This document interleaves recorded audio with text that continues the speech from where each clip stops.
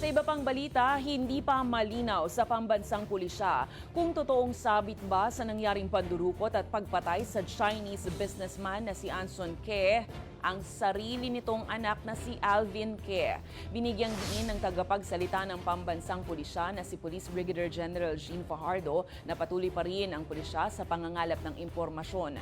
Sa pulong balitaan ng Campo Crame, sinabi ni Fajardo na nabanggit sa extrajudicial confession ng isa sa mga suspect na si David Tan Liao ang anak ni Anson Ke.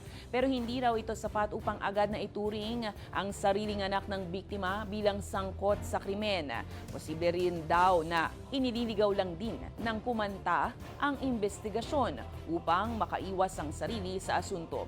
Nakikipag-ugnayan na raw si Alvin Ke sa pulisya at kusang isinuko ang cellphone sa otoridad upang linisin ang kanyang pangalan. Sumuko at umamin sa krimen si Liao sa otoridad noong April 19, kasunod ng pagkakaaresto ng kanyang mga kasamahan sa Rojas, Palawan.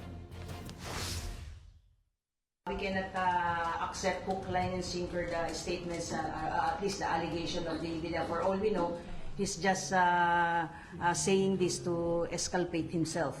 Like I said, we have to be cautious, we have to be careful and very thorough in investigating this case because there is a possibility also that David Tan Liao, just to escape criminal liability, will be pinpointing to other person just to have a leverage in